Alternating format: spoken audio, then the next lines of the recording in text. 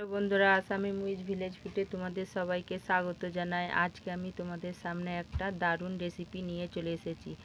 আজকে আমি তোমাদের তৈরি করে দেখাবো রঙিন ফুলকপি দিয়ে মাছের ঝোল। এখানে আমি মাছ আগে থেকে বেছে নুন হলুদ মাখিয়ে আমি এখানে রেখে দিয়েছি। আর এখানে আছে আমার রঙিন ফুলকপি, কেটে রাখা আলু, টমেটো, আর এখানে আছে আমার পেঁয়াজ কুচো আর আদা রসুন বাটা, নুন, লঙ্কা গুঁড়ো, হলুদ গুঁড়ো, সর্ষের বাটা। আমি সব উপকরণগুলো আমি এখানে সব কিছু নিয়ে নিয়েছি।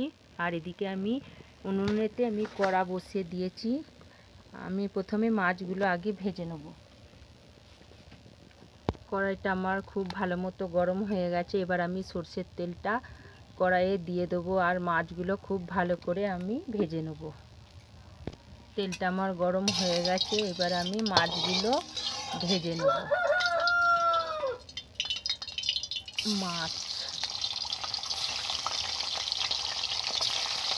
মাছগুলো খুব ভালো করে আমি ভেজে নেব।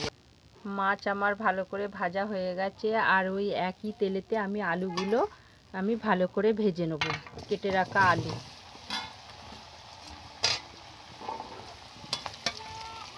আলুগুলো আমি খুব ভালো করে নুন হলুদ দিয়ে আমি ভেজে নেব।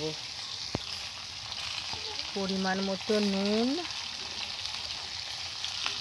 আর হলুদ পরিমাণ মতো দিয়ে নুন হলুদ দিয়ে খুব ভালো করে আমি লাল লাল করে ভেজে নেব।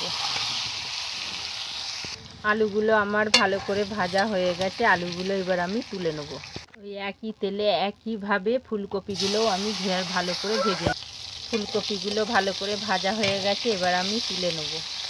সব কিছু আমার খুব ভালো করে ভাজা হয়ে গেছে। এবার আমি তরকারিটা রান্না করে নেব। কড়াইয়ে আমি আরেকটু সর্ষের তেল দেবো আর দেবো কেটে রাখা পেঁয়াজটা একটু খুব ভালো করে আমি ভাজা ভাজা করে নেব। এবার দেবো কেটে রাখা টমেটো আর পেঁয়াজ খুব ভালো করে আমি ভেজে নেব। পেঁয়াজ টমেটো খুব ভালো করে ভেজে নিয়েছি। এবার দেবো পরিমাণ মতো নুন, আদা রসুন বাটা, সব কিছু একটু ভাজা ভাজা করে নেব। এবার দেবো লঙ্কা, হলুদ, জিরের গুঁড়ো মশলাগুলো সব দিয়ে দেবো। খুব ভালো করে কষিয়ে নেব যতক্ষণ না মশলা থেকে তেল ছাড়ছে। এবার দেবো আমি সর্ষে বাটা। মশলাটা খুব ভালো করে আমি মশলাটা কষে নিয়েছি। মশলা থেকে আমার তেল ছেড়ে গেছে আর টমেটোগুলো গলে গেছে। এবার আমি সব শেষে দেবো সর্ষে বাটা দিয়ে আরেকটু খুব ভালো করে আমি মিশিয়ে নেব। এবার দেবো আমি ভেজে রাখা আলু ফুলকপি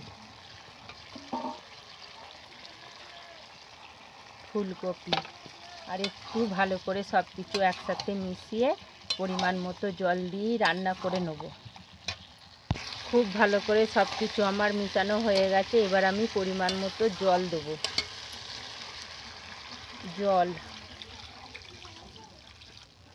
খুব ভালো করে মিশিয়ে নেব আর এটা আমি ঢাকা চাপা দিয়ে রান্না হতে দেবো।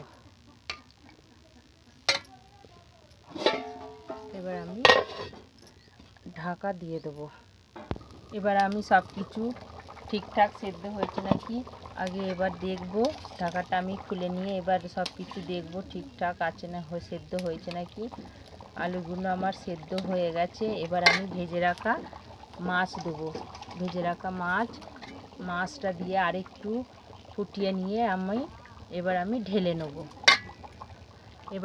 তরকারিটা ঢেলে নেব। এই দেখো বন্ধুরা, তরকারিটা আমি ঢেলে নিয়েছি। রঙিন ফুলকপি আর মাছ আলুর ঝোল।